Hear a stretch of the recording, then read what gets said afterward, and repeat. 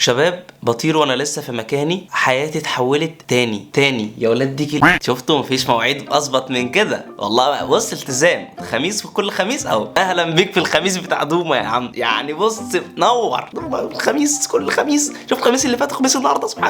سبحانك. بقول لكم ايه، انا بلبس نظاره وفي ناس معظمكم ما يعرفش ان انا بلبس نظاره. لا انا بلبس نظاره من زمان قوي، بس ما بطلعش فيها بسبب ايه بقى. بص انت شايف حلقات الهيلا هوب اللي في عيني، فانا هصور بيها الفيديو ده. لو مأثر عليكم في حاجه يا ريت تكتبوا لي في الكومنتات. لو هي مضايقاكم في حاجه، مش مضايقاكم في حاجه، خلاص بعد كده هطلع بيها يعني باذن الله. هتكون لذيذه يعني. جاي لكم في فيديو رياكت من اللي بتحبوه. ايوه. لو مش عندي على الانستجرام سايب لك تحت لينك الانستجرام. لو مش عندي على التيك توك سايب لك برضه لينك التيك توك. اتمنى نخرج من فيديو النهارده سالمين غارمين، محدش مصاب باي مرض نفسي لان انا معايا حاجات النهارده يعني شكلها غير ادميه. يلا بينا نروح على الفيديو بتاعنا. بس قبل ما نبدا، لو اول مره تشوفني معاك دوما فاروق من قناه دوما فاروق، لو مش عامل سبسكرايب انزل اعمل سبسكرايب دلوقتي ودوس على زر الجرس عشان يوصلك كل جديد، ودوس لايك على الفيديو لو عجبك، واكتب لي كومنت قول لك في الفيديو. يا نهار ابيض رابر على الطلاق. رابر. بص ابي يوسف داخل بيدي مقدمه جامد. سخنين.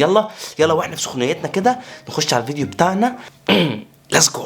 يلا نجهز عشان رايحة عزا. ايه رايحة فين؟ عزا؟ يلا نجهز عشان رايحة عزا. عزا مين اللي هتجهزي له عشان تروحي؟ ده عزا ستايلست ولا حاجة؟ بس انا بصراحة اول مرة اسمع يلا نجهز عشان نروح العزا دي. هنلبس كله اسود في اسود بجد.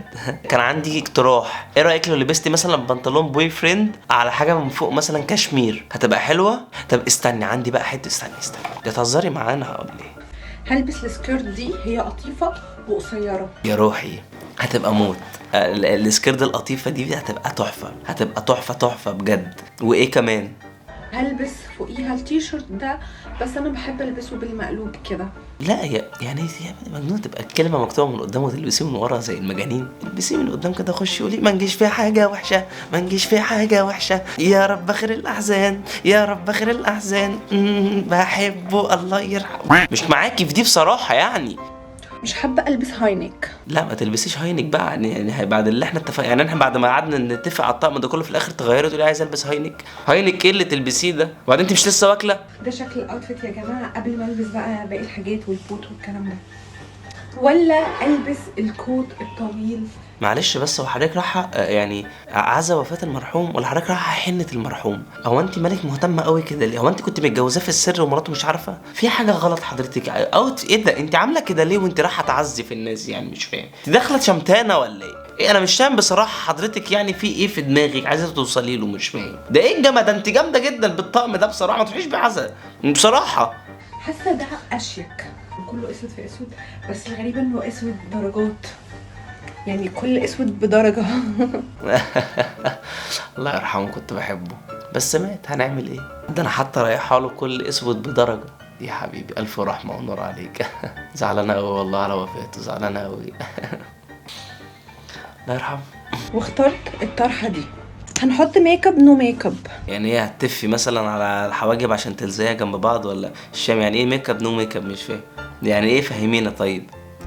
ميك اب خفيف جدا. وميك اب ليه اصلا ساعه العزا؟ انا نسيت معلش.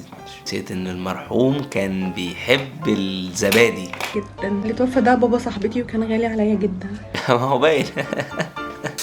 ده باين اصلا انك بتعشقي صاحبتك مش باباها بس. يعني انا متاكد انه كان غالي عليكي جدا. اكيد كان ب75 جنيه يعني اللي انت عاملاه ده. فانا عارف يا حبيبتي والله انه كان غالي عليكي جدا بالميك اب اللي انت حاطاه وانت رايحه تعزي في ابو صاحبتك اللي بتعزيها جدا وبتعزيك جدا.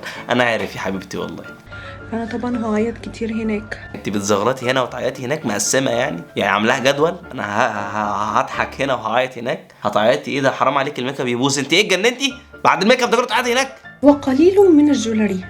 كان على الجوهري بقى، فحطي بقى جوهريات عادي. دي بقى عادي نروح بقى نزاهه كده ونعرف الناس ان احنا ولاد ناس. يعني الجوهري اللي احنا لابسينه اروح فاضيه كده يعني على اللي انا عاملاه فيها ده كله اروح كده من غير جوهري؟ انا حط الجوهري. قليل جدا، مش هكتر قوي في الخواتم. امال انت حضرتك ايه اللي مش هتحطيه يعني؟ مش فاهم. انت ناقص تاخدي كراتين حاجه ساقعه وانت داخله، او تاخدي مثلا فاكهه ولا بتاع قلت لهم الف مبروك يعني عقبال الحاجه. مش فاهم، هو ده اللي ناقص بصراحه باللي انا شايفه ده. انت مش رايحه تعزي كده، انت رايحه تهزي باللي انت عاملاه ده كله. ده يا رب ينزلوكي من فوق الحريم لو عرفتي تخلعي. بقاء لله يا طنط، عمو كان غالي عليا قوي. بنت ما تبقيش كلحه، بنت انا لو مكان امها هجيبك من بيتكو. اللي بقول الله يا طنط عمو كان غالي عليا جدا. ايه ده في ايه غالي عليكي ايه؟ عيب بقى عيب، ده شكلك انت اللي قتلاه اصلا باللي انت عاملاه ده. غالي عليكي فين؟ تلعبي بدماغنا بقى بعد ما نضفتك وعملتك بني ادم. اهدي عشان انا ما بحبش الصوت العالي وانت دايما بتعصبيني بجد، فاهدي بعد اذنك اهدي. رايح تتجوز عليا؟ تضربني انا يا كارت يا ابن الكارت. ما زمان كانوا بيحطوا تيت على الشتيمه، دلوقتي بقى لغوها. يعني زمان كنت تلاقي تيت فاهم، دلوقتي بقى مفيش الكلام ده. دلوقتي بقى احنا بدأنا نغير الشتيمه يعني يا كارت يا ابن الكارت، فاهم؟ يعني انت اكيد فاهم صح؟ انت اكيد فاهم كلمه عيب قوي شايف اقولها. يعني مثلا زي ايه؟ يا معرض بتعرضها، فاهم؟ من جمال فنك تعالي انا هقف قدامك ونمثل سوا. يلا انا الزوج يا جماعه اللي قاسي عليها. عايزك تطلقني. لا طلقني. لا طلقني. لا ما بقاش نقدر نسمع بقى. طلقني. لا برضه طلقني. لا. مش طايقه سفراتك يا اخي. طلقني. تعال حاسبني واديني حقي. مش معايا احاسبك فين ايه يا حسره؟ احاسبك فين؟ ده كيس الاندومي بقى ب 10 جنيه. احاسبك ايه انت؟ ده انا معاكي فكه هاتيها. لا يعني مش هعرف. لا يا روح امك. ايه لا بقول لك ايه ام. لا انا مش عشان قلت لك هخش معاكي في لا يعني احترمي نفسك بقى. تخش في الام وفي الاب والجو ده كله انا فيها لسان، انا بعرف اشتم. انت قلت لي فوق يا ابن الكارت انا سكت، لكن تقولي لي يا روح امك لا. انا عرفتك عشان انا لساني زفر. باسمي خالق الحب نبدأ، باسم رب العشق مقرب القلوب، باسم المودة والرحمة تجتمع الأرواح، باسم الوفاء. بسم الله ما شاء الله. ايه ده؟ بسم الله اللهم صل على النبي. ايه ده يا استاذه اروى؟ انت لا مؤاخذه نسيتي تلبسي حاجه من تحت. استاذه اروى ده في تحت، ما ده في تحت تلج، ده احنا في الشتاء. يعني ايه باسم المواد ازاي يعني؟ فلا مر بعد حلوك. يعني ايه يا حلم بعيد؟ يا استاذه اروى في تحت الشارع يلا. وده في فوق كمان منطقه. ايه ده خطوبه دي ولا كاتب كتاب ولا افتتاح مطعم؟ انا مش فاهم حضرتك فين ولا انت فين يعني. استاذه اروى وضحي لنا بعد اذنك.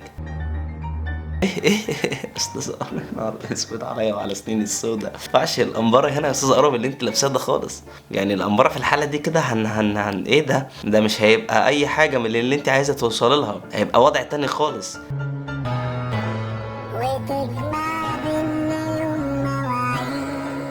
احنا الفستان قد كده والله. انت لو ركزت في الفستان يعني قد كده. ده ما خدش وقت في تصميمه، ما خدش. هو كروب توب فاهم، تقطع وراح حاطينه وراه ايه الستاره دي.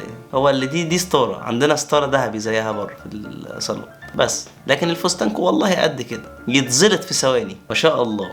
ليه بتسيبوا بعض فترة وترجعوا تاني؟ اقول لكم انا ليه. سيبي لي السؤال ده. بصوا والله يا جدعان، يعني العيون كلها بصاصه، خلقها عاوزه في عينها رصاص. والله يا جماعة العين مش سايبانا بجد. العين مش سايباكوا على ايه؟ لا مؤاخذه معلش بس انا اسف في الكلمه. مين اللي بتطلع معاك بظهرها في الفيديوهات؟ ايه وتقولي لي العين مش سايباكوا؟ ده انا كده عرفت ليه العين مش سايباكوا. هو حضرتك ما بتطلعيش بوشك ولا ايه؟ يعني ايه مين اللي بتطلع معاكم في الفيديوهات بظهرها في الفيديو؟ يعني مش فاهم. وتقولي العين كلها بصاصه. ما اكيد العيون كلها تبقى بصاصه يعني. ما اكيد يعني.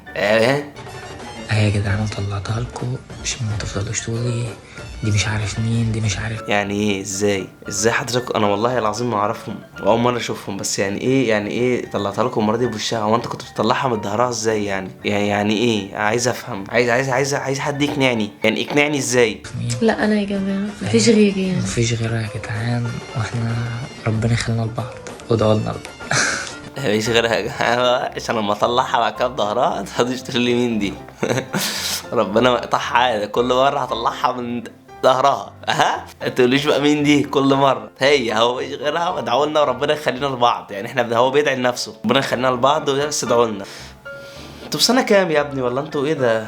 بص يا اخواتي، انا فضيت كيس سكر في البرطمان ده وسايبه بقالي 4 ايام ما فتحتوش. اديت كيس سكر في البرطمان وبقالك 4 ايام ما فتحتوش؟ ايوه ايه المشكله يعني؟ مش فاهم. جاي بفتحه دلوقتي، تخيلوا هلاقي فيه ايه؟ ايه هتلاقي فيه ايه؟ ورق عنب؟ ما اكيد سكر برضه يعني. مش فاهم يعني ايه سبت سكر في برطمان 4 ايام ما فتحتوش لحد دلوقتي؟ تخيلوا هتلاقي فيه ايه يعني؟ اكيد ما عملش عسل يعني لوحده، ما اكيد ما تلقحش على بعضه يعني عشان تقول لي هلاقي فيه ايه. طب حسسني انك هتفتح تلاقي حاجه عيب في البرطمان، ما انت اكيد هتلاقي سكر يعني. لا اله الا الله على سؤالك الغريب يا اخي.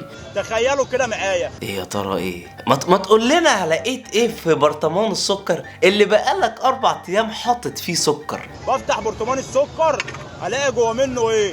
سكر. يا صباح الفل وصباح السكر. ماشي، وايه كمان؟ تخيل ده فيديو نازل عادي هتلاقيه، فاهم؟ رمضان في مصر حاجة تانية والسر في التفاصيل. تفاصيل ايه بقى يا ام خالد؟ ايه بقى اللي انت عاملاه ده؟ وايه يا خالد اللي انت قاعد بيه ده؟ ما قاعد رب الكلسون يا وليه.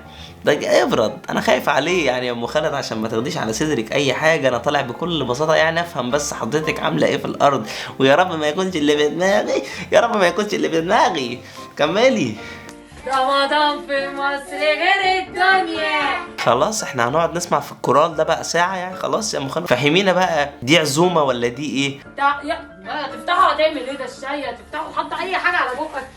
طبعا زي ما انتم شايفين حبايب قلب ام خالد، كل سنه وانتم طيبين وبعود الايام عليا وعليكم، وكلنا دايما يا رب نبقى في احسن حال. ربنا يا رب ما يقطع لي عاده، كل سنه بطلع شنطه رمضان. اللي بيعمل خير ما بيطلعش بيه للناس، اللي بيعمل خير بيبقى بينه وبين ربنا، اكيد كلنا عارفين حاجه زي دي. فانا يعني انا مش عارف ليه تطلعي تقولي ربنا ما يقطعني عاده كل سنه بطلع يعني انت طالعه يعني تعرفي الناس ان انت كل سنه يا ست ربنا يزيدك وتطلعي اكتر واكتر. بس انا عايز اقول لك ان انت كده اجرك كله ضاع يعني. يا فرحتي مطلعه خالد بالكلسون جنبي، ورمضان في مصر حاجه ربنا ما يقطعني عاده.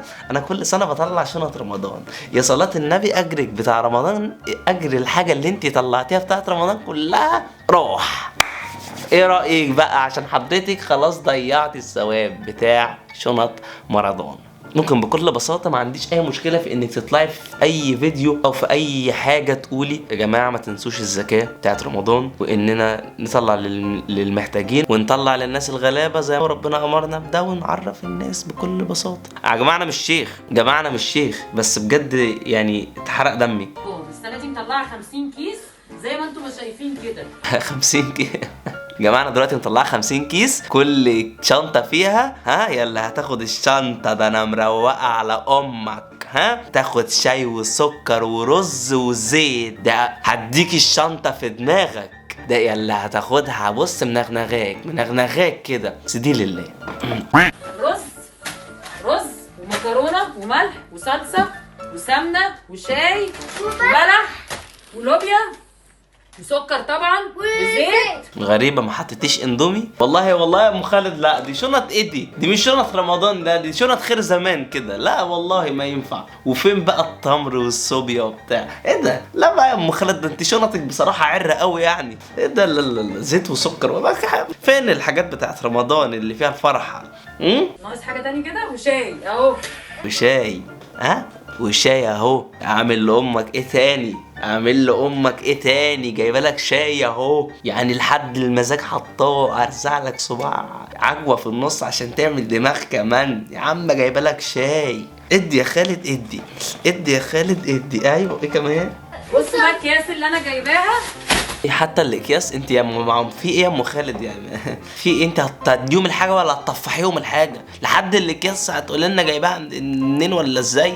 مالها الاكياس يعني؟ هتكون اكياس ايه؟ بلاتينيوم؟ ما هي اكياس بلاستيك عادي. بكده نكون خلصنا فيديو النهارده. اتمنى الفيديو يكون عجبكم. يا ريت نوصل الفيديو ده ل 10000 لايك، وتكتب لي كومنت تقول لي النضاره عامله ايه مع الرينج لايت، مضايقاكم ولا لا، وتقول لي رايك في الفيديو. واشوفكم الخميس الجاي على خير. بحبكم.